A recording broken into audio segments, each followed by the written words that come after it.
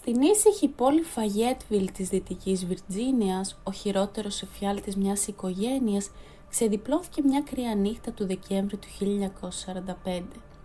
Μια καταστροφική πυρκαγιά σπιτιού θα άφηνε ένα τραγικό μυστήριο άλυτο για δεκαετίες, με 5 παιδιά να εξαφανίζονται χωρίς ίχνος. Αυτή είναι η ιστορία της εξαφάνισης των παιδιών Σόντερ, μια ανατριχιαστική ιστορία θλίψης, αποφασιστικότητας και αναπάτητων ερωτήσεων. Αν σας αρέσουν τα βίντεο, κάντε εγγραφή στο κανάλι και πατήστε το like για υποστήριξη.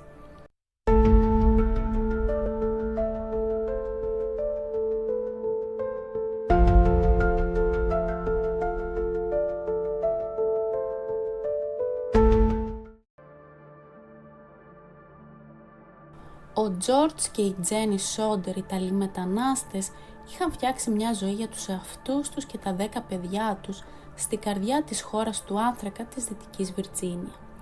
Ο Τζόρτζ, ένας επιτυχημένος ιδιοκτήτης επιχείρησης μεταφοράς άνθρακα με φορτηγά, και η Τζένι μια αφοσιωμένη νοικοκυρά, ήταν πυλώνες της κοινότητάς τους, γνωστοί για τη σκληρή δουλειά τους και την αφοσίωσή τους στην οικογένειά τους.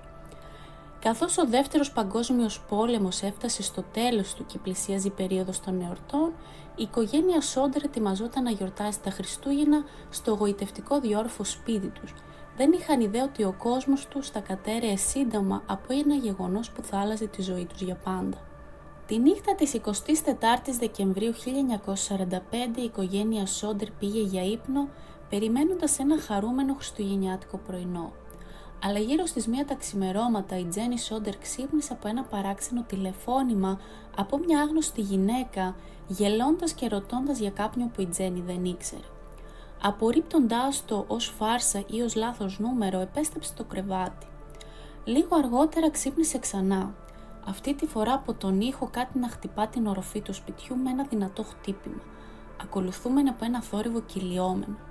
Δεν πέρασε πολύς καιρός και η Τζένι συνειδητοποίησε ότι το σπίτι έπαιρνε φωτιά.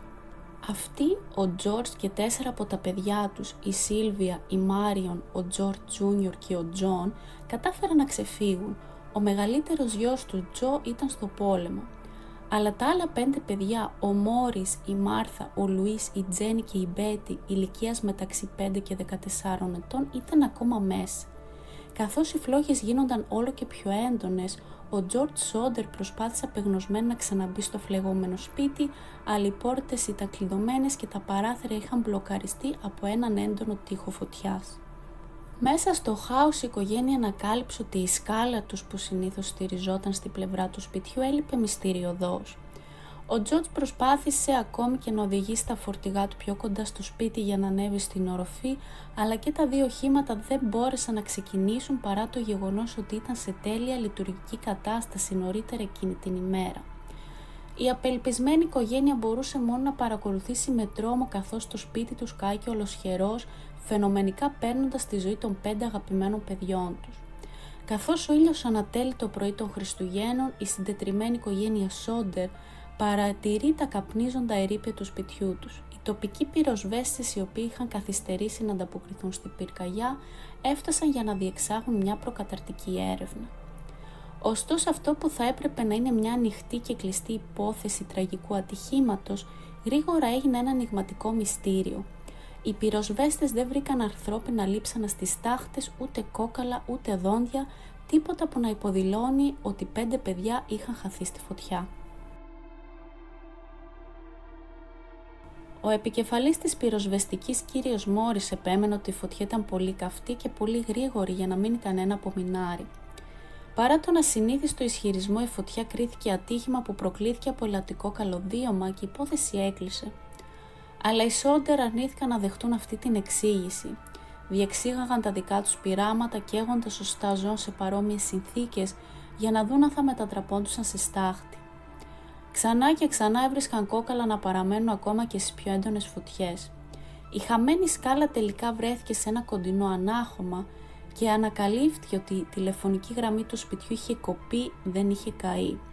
Όλα αυτά τα ενιγματικά στοιχεία μόνο εμβαθύνουν το μυστήριο γύρω από τη τύχη των παιδιών Σόντερ.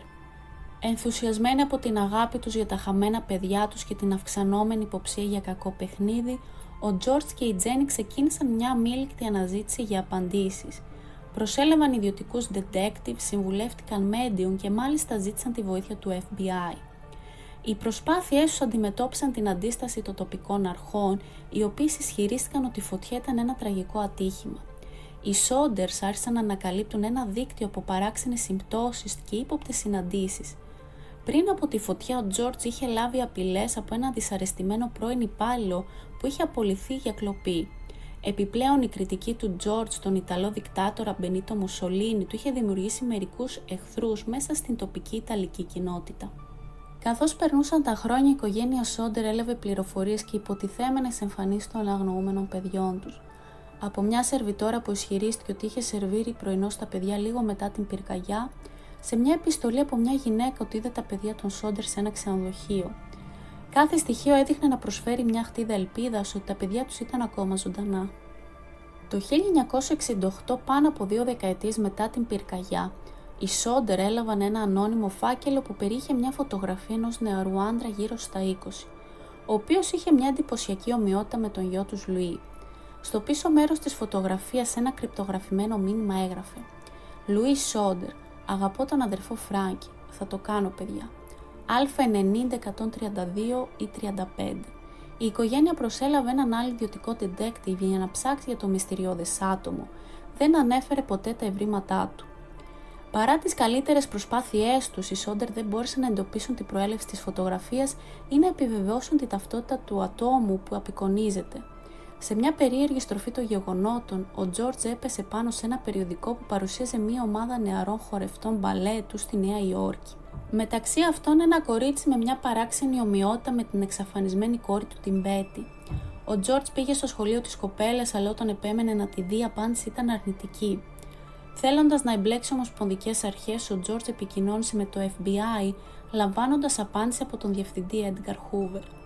Ο Hoover εξέφρασε συμπάθεια, αλλά διευκρίνησε ότι η υπόθεση φαινόταν να είναι τοπικής φύσης και το FBI θα μπορούσε να παρέμβει μόνο αν οι τοπικές αρχές ζητούσαν τη βοήθειά τους.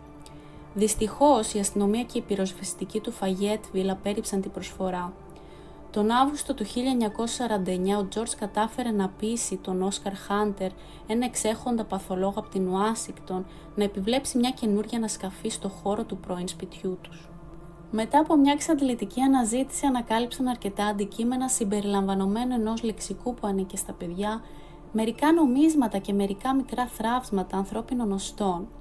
Αυτά τα θράψματα, ταυτοποιημένα ως σφυϊκή σπόνδυλη από ένα μόνο άτομο, στάλθηκαν στον Μάρσαλ Νιούμαν, έναν ειδικό στο Ινστιτούτο Smithsonian. Η ανάλυση του Νιούμαν αποκάλυψε ότι τα οστά ανήκαν σε κάποιον μεταξύ 16 και 22 ετών κατά τη στιγμή του θανάτου, γεγονός που καθιστούσε απίθανο ότι ανήκαν σε οποιοδήποτε από τα αγνοούμενα παιδιά Σόντερ. Επιπλέον, τα θράψματα των οστών δεν έδειχναν σημάδια έκθεση στη φωτιά και θεωρήθηκε ιδιαίτερα περίεργο το γεγονός ότι μόνο αυτά βρέθηκαν στα λείψανα. Η αναφορά κατέληξε στο συμπέρασμα ότι οι σπόνδυλοι πιθανότατα προέρχονται από το χώμα που χρησιμοποίησε ο Τζόρτζ όταν γκρέμισε το κτήμα. Παρά τις αποκαλύψεις αυτές, το νομοθετικό σώμα της Δυτικής Βιρτζίνια διεξήγαγε 2 ακροάσεις για την υπόθεση το 1950. Στη συνέχεια, ο κυβερνήτης ο Κέι Πάτερσον και επικεφαλής της πολιτιακής αστυνομίας Μπέρτσετ ανακοίνωσε στους Σόντερς ότι η υπόθεση ήταν απελπιστική και επισήμως έκλεισε σε κρατικό επίπεδο. Το FBI, που αρχικά πίστευε ότι είχε δικαιοδοσία λόγω της πιθανότητας διακρατικής απαγωγής, εγκατέλειψε την υπόθεση μετά από 2 χρόνια άκαρπων στοιχείων.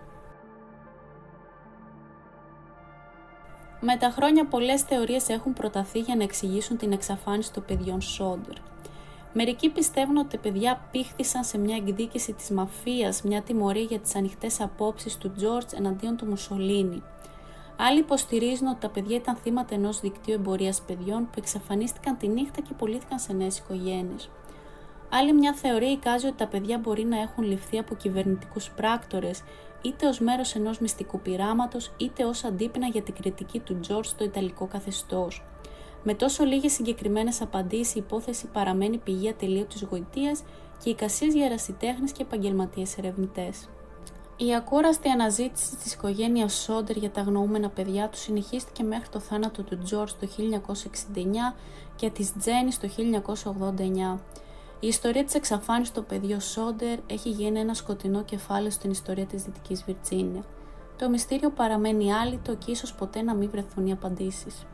Αυτό ήταν το σημερινό μας βίντεο. Πείτε μας τη γνώμη σας κάτω στα σχόλια, τι πιστεύετε ότι συνέβη στα 5 παιδιά, τι μπορεί να απέγιναν. Αν σας αρέσει το βίντεο και τα βρίσκετε ενδιαφέρον, κάντε εγγραφή στο κανάλι, πατήστε το like και το κουδουνάκι για να μην χάνετε κανένα νέο βίντεο.